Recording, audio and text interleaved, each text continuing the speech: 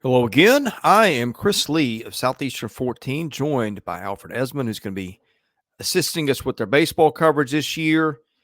Today, we are doing power rankings after the first weekend of SEC baseball. This is going to be a little different. We're going to try to have recaps on Monday morning, but with a lot of stuff going on, overlap of football and basketball, we just decided we'll do recaps and we'll also do power rankings. And what we're going to do is we're going to work through the power rankings backwards from the bottom up, kind of discuss a little bit about what went on with each team's weekend, that sort of thing. We'll split these pretty evenly. We both got eyes on some baseball, but certainly not all of it when you got 14 teams playing at once in different places. With basketball going on, that makes for a lot. But we have some prior knowledge of the rosters and some expectations. And these power rankings also, we're not going to move completely off what we thought preseason and just base it on results. For instance, Florida, the only winless team, we're not putting the Gators at the bottom. So this is going to be a blend of maybe what we thought going in and what we saw the first weekend, which is always good because you can't see the teams play till they play. So that's how it's going to go. Before we get into the power rankings, reminder, this is brought to you by BetOnline, which continues to be your number one source for all your basketball wagering needs, including pro and college hoops throughout the year. With up-to-the-minute odds, stats, trends, you can follow your favorite team's path to the playoffs with in-game live betting, contests, and all the best player props. Experience the world's best wagering platform anytime from your desktop or mobile devices. Head to BetOnline today to become part of the team. Remember to use promo code BELIEVE, BLEAV, for your 50% welcome bonus on your first deposit. BetOnline, the game starts here. Alfred, exciting times. Baseball's here. We'll start at the bottom of the rankings. I've got this team. It's the Missouri Tigers. Carrick Jackson's debut as Missouri coach. And they went to Cal Poly, which is, I think, a Big West team, middle of the pack. Usually pretty decent program, not a perennial NCAA tournament team year in and year out. They play typical West Coast style. I think the biggest takeaway for me was Missouri's pitching seemed to be improved. This is not a shut you down with a bunch of strikeout staff, but Missouri walked 7 guys, hit 4, turned in a 3.12 ERA for the weekend. That was good enough to win a 3-game series by a combined score of 17-12. I guess the standouts. And by the way, I think they're playing a Monday game too in this one, aren't they? Yeah. That one got canceled, actually. I just looked. Oh, okay. Thank you. Yeah, so they were going to play Monday game. Right. No Missouri Cal Poly today. Okay. But anyway, Missouri wins that series 2-1. I think that's a step in the right direction. Danny Corona, their shortstop from Wake Forest, didn't give them a whole lot this weekend. But anyway, probably Thomas Curry, Jackson Lovich, the hitting stars, and Missouri gets its season off started right. Next up, Ole Miss at 13. You had the Rebels. You would have had to stay up late night and listen to the radio to follow this one in real time. But, I mean, this was, frankly, a disappointing start for Ole Miss. Yeah, I mean, again, give credit to them. That's a hard place to go out and kind of play for your first games, no matter who you are in college baseball. I mean, you're traveling all the way to Hawaii. That's got to mess with your, we said it back on Friday after the opening games, or I guess Saturday morning after the opening games. It definitely messes with your body clock a little bit. But this Ole Miss team, man, I mean, they came off year last year where they were very disappointing looking, especially in conference play as that came along and whatnot. I'm sure, the people in Oxford are looking for better days, out of their baseball team, especially a team that just recently won a national title. Yeah. So, of course, with college baseball, you take the opening series of a season very lightly. I mean, to be honest, but we definitely, we should be looking for better things from Ole Miss at this point. Yeah, I think the disappointing thing was the pitching. They gave up, what was it, 28 runs in 4 games to Hawaii. That JT Quinn, Grayson Saunier were not good in their starts. Threw a lot of guys. I guess the bright spot, Josh Mallett's their closer from a couple years ago, is back. He went 2 scoreless, struck out 3. Hitting, 3 home runs while they were out there. Ethan Groff had an okay weekend. Slugged the ball a little bit, hit a home run. Bo Gatlin had a big weekend for them with an on-PS of over 2,000. Ethan Leger, the Tulane transfer that gave them some good play a year ago, had a big weekend. But I think if you're Ole Miss, you wanted better pitching and you didn't get it. So we'll see how that looks like when they get back to the mainland. All right, staying in state, number 12, Mississippi State, which won a series with Air Force by a 2-1 margin. By the way, Ole Miss was 2-2 in its series over the weekend. So it wasn't a complete failure, but you wanted to see better pitching. What did we take away from Mississippi State's series win over Air Force? Yeah, well, I actually sat and watched a good amount of their game Saturday. That was a 3-2 loss to Air Force, the middle game of this series. Cal Steven had a good night pitching, 11 strikeouts in that 7-inning game and 7 innings of work for him. I got to shout out Doyle Gehring. I think that's how you say the Air Force closer's name. He did a great job shutting down, Mississippi State's batting when Air Force was holding on to that slight lead that they had. 3 strikeouts, 3 hits. Mississippi State did apply some pressure there late, but Air Force was able to hold on. Again, just a back and forth game where Mississippi State really just couldn't find much rhythm offensively. That was, and the reason I feel like I'm waiting on them a little more as the season goes on, as I go forward, is the next day, 10-2 win over Air Force on Sunday. And that was, a 12-hit day for the Bulldogs, and they just kind of got off and running in a hurry. Dakota Jordan, once again, with a great game on Sunday, 2 for 4 with 2 RBIs. Hines Hunter, great game, 3 for 5 with an RBI. Connor Husak, just a big series in general to open the year. He had 2 RBIs on Sunday as well. So that Mississippi State offense just went right back to clicking on Sunday. So I'm going to take the middle game against Air Force. It's kind of a fluke almost with this team. They looked pretty good the other 2 games that they played against them. So, a little bit of an off game right there to start, but a decent start overall for Mississippi State. Yeah, Dakota Jordan, who's probably their top offensive player. Hunter Hines might be in that conversation too. Same with Lamani Larry. Had a nice series, couple of home runs. He's thought of as maybe a first rounder. And I think the pitching, they struck out 38, walked 9 over 27 innings. And it's kind of a lot like what State did 3 years ago when won the College World Series. A lot of guys. You mentioned Cal Steffen. I think he's the transfer from Purdue. Gives them 7 of 1-run balls, struck out 11, as you said. Jerangelo St. Joe is a switch pitcher. If you hadn't seen that, you need to watch that one. I guess you didn't get to catch him. But I've heard, and he had a pretty good Sunday too. It was 8 strikeouts, 4 innings, right? Yeah, that's correct. So their starter, Nate Dahl's probably their best starter. He was pretty good.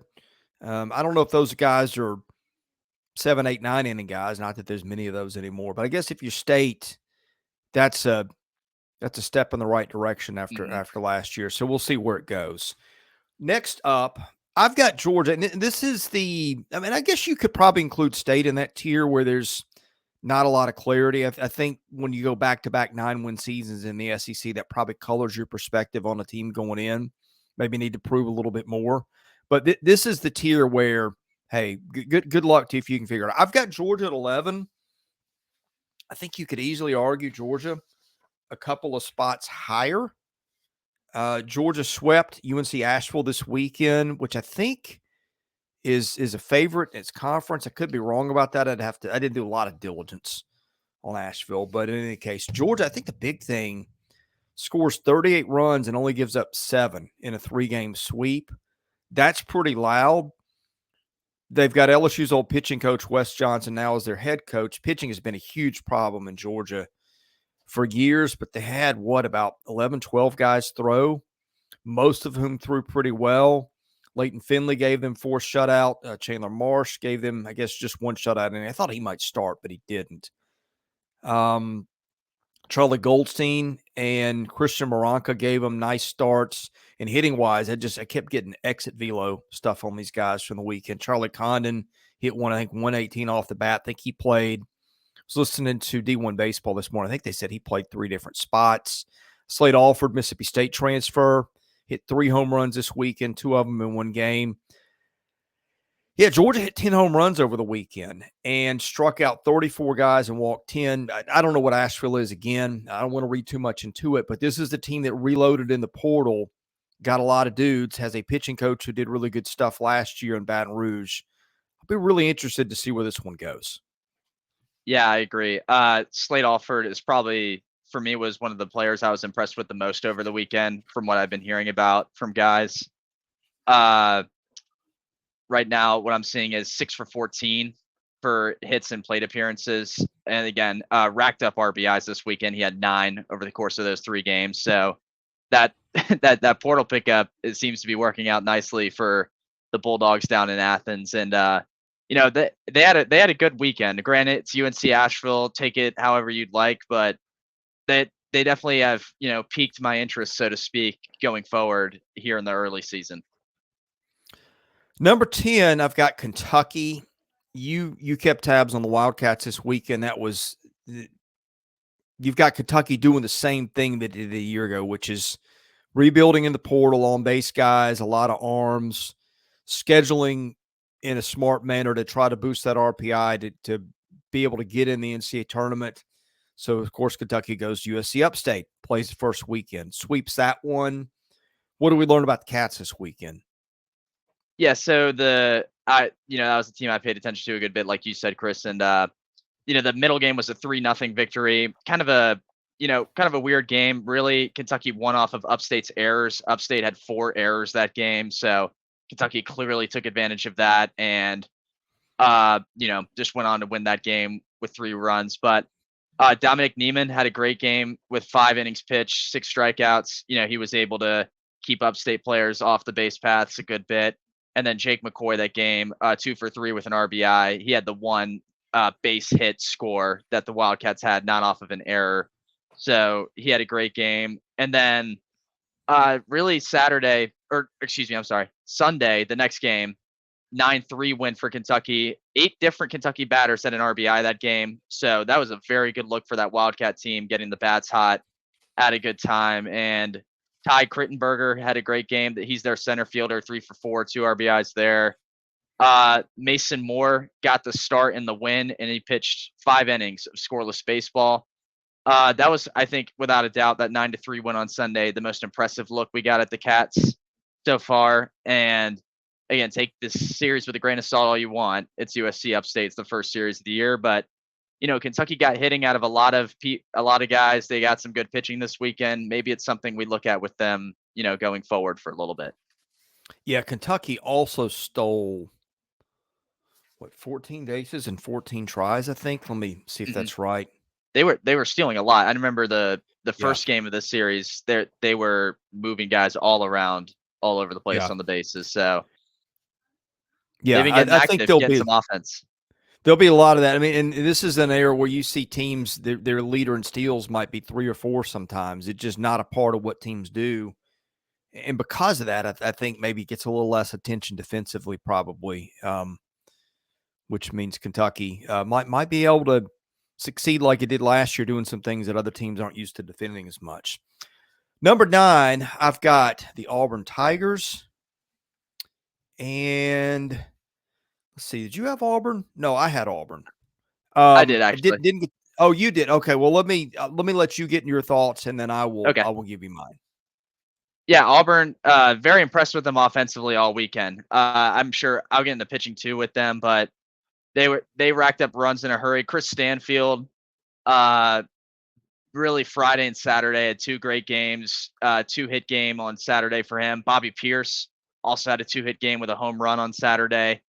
Cooper McMurray for Auburn had a 2-run homer as well. That was en route to a 6-1 win over EKU. And the back half of that Auburn bullpen, I'll say Saturday, was something I took note of and went, wow, they put in some work. It was John Armstrong and Will Cannon, no hits and 2.2 combined innings of work. That was just big in the sense of really separating themselves from Eastern Kentucky that game and getting the win there. And then on Sunday, same thing, 9-1 win for Auburn over Eastern Kentucky. Irish Ike, hello again. We saw him the first game of that series, 2 RBIs on a triple, and then he had a bases loaded walk opportunity that scored a run for him. Christian Hall, their designated hitter, 2-run homer. And that helped with the early scoring as well. And Eastern Kentucky, that game didn't get a run in until it was 8-0 with Auburn with the lead. And really, with how Auburn's bullpens looked all weekend, they just weren't going to come back in that whatsoever. So Auburn on route to a 9-1 victory. Very good looking offensively, and also that bullpen. Pretty impressed with them, especially the Saturday and Sunday game. Yeah, and of course they beat Eastern Kentucky, which isn't a powerhouse, but Stanfield had, what was it, a home run, 5 walks, hit a double, hit a triple. So great numbers across the board. He's one of the guys that's been there for a while. Ike Irish had a really good weekend, hit a home run, drove in 6. I think the biggest thing was Joseph Gonzalez, who was their ace a couple of years ago, who was just a throwback. He's an old school ground ball pitcher. You can't square him up very much. Doesn't strike a lot of guys out, but he was a huge part of what Auburn did 2 years ago.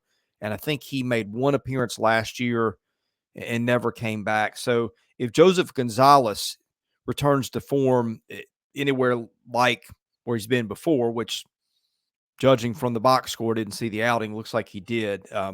Look out, because Auburn's pitching just got a lot deeper. And you mentioned Cannon, Crotchfeld, Herbert Holtz, also some of those guys have been around a while. So it's not the most talented staff in the league, but experience matters and an ace matters too. And Auburn's got a lot of both of those. All right, we stay in the state. We go to Alabama at 8. That's another team that's been a little hard to size up through the portal. Rob Walton did a really good job there with Alabama. And opening weekend, let's see, they take down Manhattan by 3-0 count. I believe they had a 7-inning no-hitter in there too, which you don't see many of those. But, yeah, I mean, Hess, Quick, both gave them really good outings. That those are two of their guys. I mean, you just look down. They gave up how many runs? They gave up 8 runs all weekend, hit 5 home runs. I don't think Manhattan is a lot of resistance here probably, but this is a team that it was able to retain some good pitching arms, added a lot of bats in the portal. TJ McCancy, Ole Miss transfer, who's undergone some adversity, it gave them a good weekend. So, yeah, Alabama, one of many SEC teams that just had really impressive weekends. Next up, I'm going to go to South Carolina. Or was it Carolina that had the no-hitter? I'm sorry. I think maybe it was them. Carolina had they had a 5-pitcher combined no-hitter. Yeah, I think I got my lines mixed up here. So, yeah, anyway. Yeah, I'm going to let you talk about the Gamecocks, who also had a pretty good weekend. And this is the team that I think people are maybe sleeping on a little bit, because you look at the bats, Messina, Petrie, Costas, a lot of those guys have hit a lot of home runs in this league, and I think they've got about as much top-end power as anybody. They got some other veterans. I think this is a team that maybe got a little bit underrated in the preseason. The pitching is probably one of the questions, but they only gave up 5 runs all weekend, and look, I think from what I can tell, pretty good in doing it. Yeah, I mean, this is a team. Even last year, I think I at least had feelings of, hey, this team, they're not necessarily back as one of these big top programs, but they're going to be very competitive with everyone they play in college baseball as a whole. And it looks that way this season so far. Granted, Miami of Ohio is now, exceptional major league looking baseball team, but they did pretty good against them this weekend. Sunday, they beat them 14-0. That was the 5-pitcher combined no-hitter. There was also at that point through 6 innings, the pitching staff had combined for 9 strikeouts. So they were easily just keeping Miami of Ohio's offense off the boards and out of the table at that point. The Gamecocks also that game got walked 16 times. Their plate discipline that game was uncannily good. And that led to a lot of easy runs and easy scoring. So, they combined a lot for that game. And then the game before, 11-4 win for them. You mentioned, I believe, Ethan Petrie. He had a 2 RBI game along with Will Tippett, who had another great game as well. Blake Jackson, 2-for-4 for 3 RBIs for the Gamecocks. And then Dylan Eskew got the start in the win with 6 strikeouts in 5 innings and gave up just 1 hit over the course of that time. So all around great weekend for the Gamecocks. No complaints. They look like a team, especially, again, that pitching staff looks like they can hold a lot of these SEC lineups at bay, at least from what we gathered so far.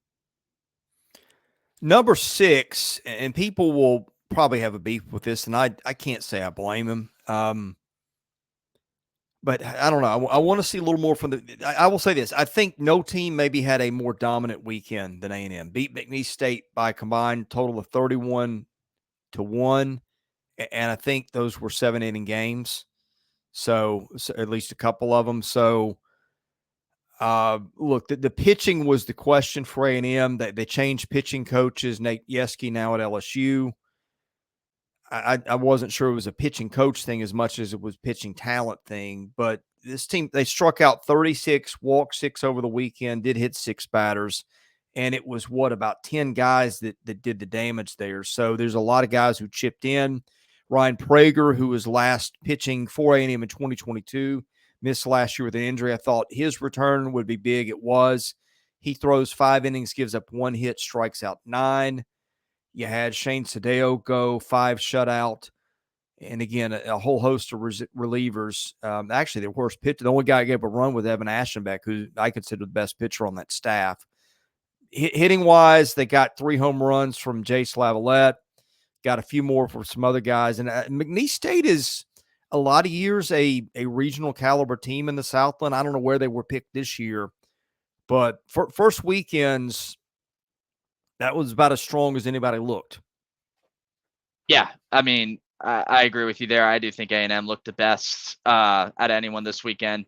I just have the 2 latter half games marked, but I believe they won the first game, and I think they did 15-0 too. So again, that's about as dominant as you can get that game. Ashenbeck and Lampkin, that middle game, I'll say, combined for 10 strikeouts. So this is just a whole pitching staff thing too, it seems like, out of A&M that we got this weekend. And Braden Montgomery, man, I mean, 2 for 4, 2 RBIs in that middle 6-1 win that A&M had. And then A&M had many hitters, Lavalette, Grahovic, Camarillo, who had at least an RBI in their 3rd win that they had on the weekend too. So that this is a team, again, much like what we talked about a ranking ago with South Carolina, top to bottom, they looked pretty good this weekend overall, and excited to watch them going forward. Yeah, if we did it just on one weekend, I would have A&M higher. And really, A&M's a top 10 team in a lot of polls. The problem is there's like 6 top 10 teams in the league, and that's the territory we're in now. Number 5, Vanderbilt. I got to see 2 of those 3 games. Actually, I got to see all of them, including some TV. But, yeah, this team, they won a walk-off game Friday night against Florida Atlantic, a team that's pretty consistent. They're not like a top 25 team, but they're there every year, and they're competitive, and they can hit the ball a little bit. And lost the Saturday game by 1 run, and then Sunday 11-1 final there. Big takeaways with Vandy. Some of their better pitchers, I don't think threw the ball that well. Grayson Carter had a weird game. He was their Friday starter, got called for an illegal delivery in warmups, had to scramble to change his delivery. That didn't go particularly well. Carter Holton, their ace, threw a couple of good innings in relief, and then it kind of fell apart in the 3rd inning of relief. But they had a lot of other guys. Devin Futrell was really good on Sunday. He's going to be one of their starters. He's a durable guy, a little bit of a pitch-to-contact guy. He threw really well. And a number of bullpen arms. Ethan McElvain's got to watch. He looked really good this weekend, even though he just threw 1 inning. But he's a stud arm. Their offense was fine. I don't think it was great, but they did score 27 runs. Got on base at a nearly 400 clip, took 17 walks this weekend, and hit it a little bit, hit 3 home runs. So kind of a lot what we expected of Vandy. I don't think they're going to field it as well as they did in the past because Enrique Bradfield Jr. isn't out there to just cover everything in center and right and left too, for that matter. Yeah. But I think it's a solid team, and I don't think whatever expectation was on Vandy, I don't think it moved a whole lot over the weekend. No, I don't think so either. Really, the way I look at it too, it's a lot like the Mississippi State Air Force series, the middle game that they had. I kind of just tossed to the wind almost. I mean, Vandy had, I think it was 3 hits that middle game that they lost. There was no offense that game whatsoever. And then, the next day you flip it, turn the switch, and it's a 10 hit game and a lot more offense. So I don't have a lot of worries right now about them. Again, that middle game just seemed like kind of a fluke. I really like watching RJ Austin. I'll say that. He's looked very good. thus far. Again, I think if the offense has any amount of success, he's going to be at the forefront of it in some way or another. But we'll have to see going forward with them. They should be an exciting team again. Next up, Florida at number 4. And again, it's only winless team. Florida played St. John's on Friday and then got both games on Saturday and Sunday washed out. So not really much to go on for the Gators. Be interested to see how they approach the midweek in pitching. Do you give the guys that you're going to start on the weekend some turns? Do you save them to next weekend to keep them in routine? That's going to be a little bit of an interesting call for Coach Kevin O'Sullivan. But it was kind of funny if you watch O'Sullivan over the years. He does not have the most patience with guys who can't come in and throw strikes. And Florida was down, I think 7-2 early. Late in the game, it made a little bit of a run. St. John's got some guys on. Florida kind of had to, throw strikes to get back in it, and then just didn't. Cade Fisher, I don't think, was what they had expected him to be right away. I don't draw a lot of conclusions from that after one game, just because Florida's got pitching talent. I'm not as sure in it. Maybe is some people that put this team at 2-3. Also lost did lose Hurston Waldrop, but also lost White Langford, their best hitter. Caglione might be in the discussion there too, but I always like Langford better. Yeah, I mean, we'll wait and see on this team. I think they're pretty good. I haven't moved off that a little bit, but there was a team and two in front of them I liked a little bit better that we're about to get to next that had better weekends. Yeah, one thing about Florida this week, their next games are against North Florida. They play one at North Florida in Jacksonville. That's tomorrow, Tuesday. And then they go right back the next day inside of Condren Family Ballpark for a game in Gainesville against them. So kind of a home away back-to-back night for them. That it should be okay for them, though. I mean, North Florida went 1-1 this weekend with a win over Delaware and then a bad loss against Delaware. So I would think Florida gets that first win eventually. Again, they kind of hosed by the rain and whatnot, but I'm with you. I still think they're going to be a good team this year. I think the talent's there across the board. It might just be because you lose names like Waldrop and Langford. It's big holes to fill. So, that gap at the beginning looks pretty big, to start as opposed to what it would look like midway through the year. So I could see some bumps in the road with them, but nothing too big. Number 3, I've got Tennessee. And part of this was I was a little bit higher on Tennessee than some of the other people were. I look at the pitching they had coming back, and yes, those were guys that, like A.J. Russell, that had thrown in a relief role. But they were so good in it, you have to figure an expanded chance. I like what Frank Anderson has done there. Russell was just lights out on Friday night. Drew Beam was fine. Tennessee had probably the best weekend of anybody when it termed to racking up quality wins by getting 2 of 3 against the Big 12. Christian Moore had a big weekend for them too in terms of getting on base a lot. What did you see from the Vols this weekend? Yeah, the other guy I saw a lot of too, and I think who we're going to see a lot of going forward for them is Billy Amick.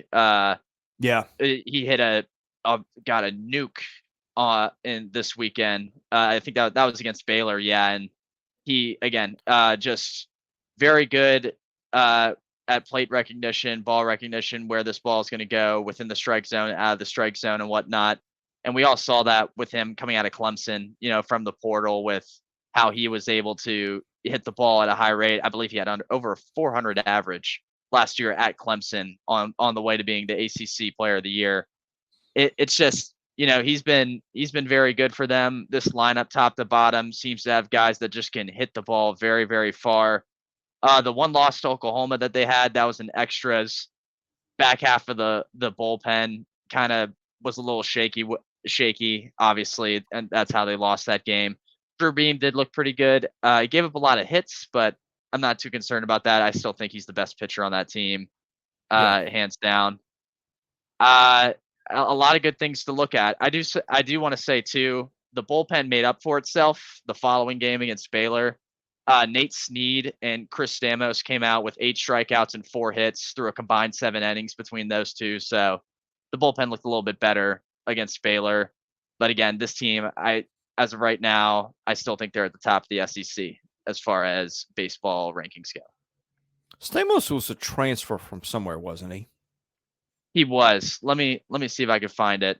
I know Snead came from Wichita State. Wichita State. Yeah, and that was a little rocky. Looked like he couldn't command the strike zone. Mm-hmm. Yeah, Stamos from Cal. He's Cal. Yeah, lefty who's pitched, I think, maybe 5 years already. He's one of those kids that I think gets a little COVID boost. So I don't know that this is I don't know if this is 2022 Tennessee on the mound. I'm pretty sure it's not at the plate either. But I think this is these guys throw strikes, and then they had a little. I guess that the one thing that worries me, they had a little trouble throwing strikes this weekend. 14 walks is a lot for Frank Anderson pitching staff. But again, I thought they were a little better than they were getting credit for being coming into the season and taking 2 out of 3 against the best competition anybody played. We'll ride with that. Number 2, Arkansas. And I didn't get to catch any of their games on the tube, but follow them a little bit. They had a little more trouble with James Madison than I think I might have thought. James Madison's kind of an offensive team usually most years. That might be ballpark induced. I'm not entirely sure there. But 2-1 on the week, and I think they've got one today. They might even be going as we're doing this. Jared Sprague-Lott had a big day for them at the plate, or big weekend. I had an OPS of close to 2,000. Diggs gave him a good weekend, got on base a lot. I think the pitching was the thing where we felt like this was a really good staff. And I think the guys that we thought they'd get the better outings from, Mason Molina, the Texas Tech transfer, goes 3 2/3, struck out 9, but also walked 3 and didn't get any further than that. So I guess a high pitch count there was building up. I don't have that in front of me. The other guy, who was it? Hagen Smith went inning. That's what it was. And I didn't expect that. I think he threw 42 pitches, I want to say, in the opener. I thought he'd go a little further. Will McIntyre's the guy that kind of saved the weekend, came in with the bulk relief thing, gave him 5 innings of 1-run ball. I think he's one of the more underrated players in the league. There's nothing flashy about him. He's not going to be a pro prospect. He's not a hard thrower, but he's kind of maybe Devin Futrell at Vandy might be a nice comparison. Just a guy who comes in and throws strikes and won't blow you away, but can eat some innings. And if he's in a groove and the wind's not blowing out and that kind of thing, that's got some value. But Brady Tigert was pretty good for them. This is not a team that's going to be probably top 2 or 3 offensively in the league, but with the staff and the depth they've got, I feel like Arkansas is going to be at or near the top. And I don't think anything we really saw from Arkansas this weekend changed my opinion. No, I don't either. I mean, and again, we saw that little mishap Hagen Smith had on Friday. And again, I don't know where you're at on it, but I think Hagen Smith's probably the best pitcher in the SEC. Mm-hmm. I mean, when you look at what he brings. So I think that's one thing Arkansas has going for them a lot. Offensively, you mentioned Kendall Diggs looked very good this weekend as well. I think he's going to be a stepping stone for them on offense. Aloy, their shortstop, had a good Sunday in that loss against James Madison for what it's worth. But I mean, top to bottom, this Arkansas team's pretty complete as far as not only just the SEC, but everyone in college baseball goes. And when you have the pitching like they do, I tend to think they're going to go pretty far. And again, I didn't like what they bring to the table, and kind of just taking that James Madison loss on Sunday and throwing it to the win. And just FYI, they are playing right now, and it looks like they have a 4-0 lead on the Dukes currently. So yeah, I don't think it's going to be one of the more offensive teams, but I think their threesome of starting pitchers is going to be about as good as anybody's. I put a premium on really good starting pitching. It's why I'm a little bit higher on Tennessee than I think some other people's are, just because I think Beam, and if they get a little bit more out of some of the guys that are jumping up, giving them good things out of the bullpen, I think that rotation is going to be tough to beat. It's for both those teams. All right, number 1 LSU. Some of this is defending national champs. Some of it is I just think they've got a lot of pitching this year, a lot of experienced arms, and a lot of bats who had to kind of sit and wait on the bench last year when they had just a star-studded lineup up and down. And they beat VMI 3-0, a combined 40-13, which is a little misleading because 27 of those came in Sunday's game. When I guess VMI is pitching, they were throwing me and you out there at some point, I would presume. So there was that. And the weird thing is the two guys that I really wanted to see, Cam Johnson, who was maybe as good a pitcher as anybody got through the draft, goes an inning, gives up 4, walks 6 guys. That's a problem, obviously. And Thatcher Hurd, who I just kept thinking, he struggled at really the first 3 quarters of the season last year out of the gate, and finally started to put together at the end and had some really good outings in Omaha. Thatcher Hurd's a super talented kid who transferred from UCLA 2 years ago. I just thought that they'll get more out of him. Those were the 2 guys that just didn't throw well at all. Everybody else, and they really spread it out other than Luke Holman, who gave him 5 1/3 shutout, 10 strikeouts, transfer from Alabama, who's easily a top 10 pitcher in this league, maybe top 5. So that was, 2/3 of the rotation, I guess, got the job. Well, Johnson didn't start. I'm sorry. He came on in relief. And then just a bunch of innings eaters in between from a deep staff. Hitting wise, Jared Jones, who was a guy that was playing a good bit for him last year, but I think was odd man out near the end of the year, gave him 2 home runs, slugged well over 1,000. LSU had 4 home runs on the weekend, had a .515 on base percentage. These guys walked, let me see, only 13 times, but they hit by 12 pitches.